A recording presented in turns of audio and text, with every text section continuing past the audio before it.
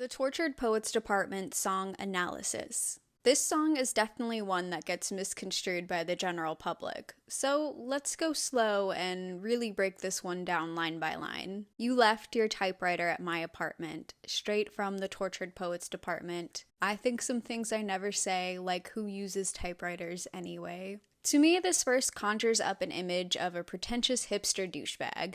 Laptops are too mainstream, so he has to use a typewriter, which is definitely something that hipsters did back in 2012. Side note, hipsters aren't really in style anymore. The hipster subculture and fashion trends really boomed from about 2010 to 2014, with their peak being in 2012. Taylor Swift herself dabbled in hipster fashion, another topic of which I have a lot of thoughts on.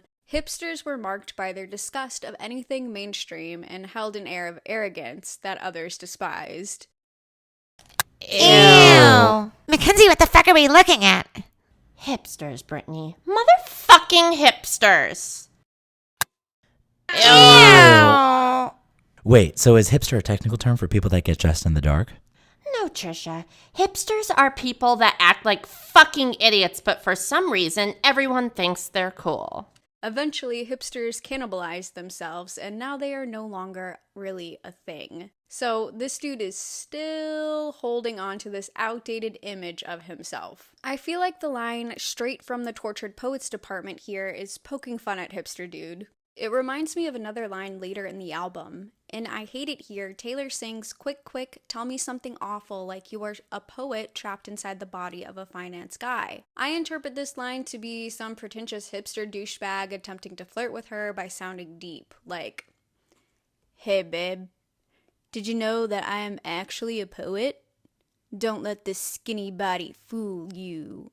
I'm big-brained. I'm actually, like, really deep and stuff." Taylor clearly disapproves of the hipster typewriter bullshit with the line, "Who uses typewriters anyway?" But she does not voice her disapproval to this guy out loud. This already shows that Taylor maybe doesn't like the guy all that much, but won't do anything to risk breaking up the relationship. I would also like to note that this line feels like a callback to the line, "Who's Taylor Swift anyway?" in 22. In that song, the line is from the point of the view of the hipster. In this song, "Who uses typewriters anyway?" is about the hipster. You're in self-sabotage mode, throwing spikes down on the road, but I've seen this episode and still loved the show. Who else decodes you? The hipster dude engages in self-destructive behavior. He throws spikes down on the road, either to wreck his own car or the people following him. Taylor stays loyal, and perhaps her continuing to follow someone so destructive is her own form of self-sabotage. In the summation of the album, Taylor mentions how getting knowingly involved in a toxic relationship was a method of self-harm. People self-harm for a variety of reasons. According to the Rethink Mental Illness organization, one reason is a way for people to punish themselves because they believe they deserve the worst. Taylor believes that she is the only one to truly understand what hipster dude is going through. I laughed in your face and said, "You're not Dylan Thomas, I'm not Patti Smith, this ain't the Chelsea Hotel, we're modern idiots." Dylan Thomas was a British poet best known for writing the poem "Do Not Go Gentle Into That Good Night," which was studied in every single one of my poetry classes as an example of how something so commonplace can be turned into dramatics. And Patti Smith is an American poet and singer. She was inducted into the Grammy Hall of Fame. Seems like maybe there's some parallels here. Maybe these people were chosen for a reason. The Chelsea Hotel is located in New York City, and it is known to be sort of the stomping grounds for the arts. Past residents include iconic creators such as Andy Warhol, Bob Dylan, Mark Twain, who would beat all of these hipster douchebags up, and, of course, Dylan Thomas and Patti Smith. Taylor uses the chorus of the song as a dose of reality. Hipster dude may like to think that he's this legend that will change the world, but Taylor reminds him, nah, we're just idiots. It's scathing, and I love Taylor's brutal honesty in her songwriting. There's also a twinge of sadness here. Taylor isn't just insulting Hipster Dude, she's also insulting herself. Since she believes that she's not worthy of a legendary guy, she's gotta settle for this idiot. Speaking of iconic, let's get to the second verse now. You smoked, then ate 7 bars of chocolate. We declared Charlie Puth should be a bigger artist. I scratch your head, you fall asleep like a tattooed golden retriever. This serves as an example of how they're two modern idiots. That's it. That's the line. That's the meaning of it. But you awaken with dread, pounding nails in your head. But I've read this one where you've come undone. I chose this cyclone with you, and who's gonna hold you like me? This next bit serves as a contrast. Golden retrievers are very loyal and affectionate dogs. That's what Taylor wants out of their relationship, someone loyal and affectionate. And there's a very specific moment in time when the relationship is good.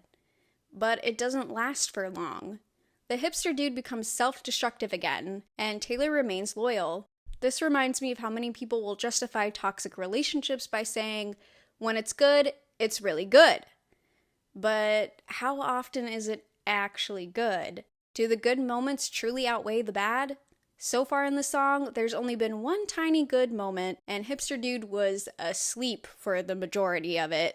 Taylor begins to question the fate of the relationship in the bridge of the song. Sometimes I wonder if you're gonna screw this up with me, but you told Lucy you'd kill yourself if I ever leave.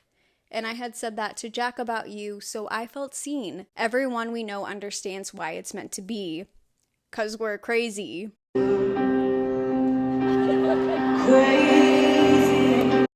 Hipster Dude is going around and talking about how dedicated he is to Taylor with everybody except Taylor herself. His words say one thing, but his actions depicted in the song say otherwise. He keeps trying to sabotage the relationship and bring Taylor down with him, but Taylor still remains committed to him. The line, "'Cause we're crazy," finally reveals why Taylor believes that this is the relationship she deserves. She believes that she is as messed up as Hipster Dude, and that she doesn't deserve anybody else because she is also crazy. Throughout the song, Taylor repeatedly sings, "Who else is gonna know you? Who else is gonna hold you?" Telling Hipster Dude that she is his soulmate. In the bridge, she flips that around and sings, "Who else is gonna know me?" Here, she reveals the fear of being abandoned. She's already settling for Hipster Dude. How more low can she get? Hipster Dude is her last hope. If this doesn't work out, she'll be alone forever. But Hipster Dude keeps stringing her along and giving her glimmers of hope. At dinner, you take my ring off my middle finger and put it on the one people put wedding rings on. And that's the closest I've come to my heart exploding. Hipster Dude is promising marriage, which is something that Taylor desperately wants. She wants it so bad that she can feel her heart exploding with hope. But he doesn't stay. The song ends with the repeating line, "You left your typewriter at my apartment," straight from the Tortured Poets department. He left her apartment, and possibly her. And now it feels like Taylor is the one living in the Tortured Poets department.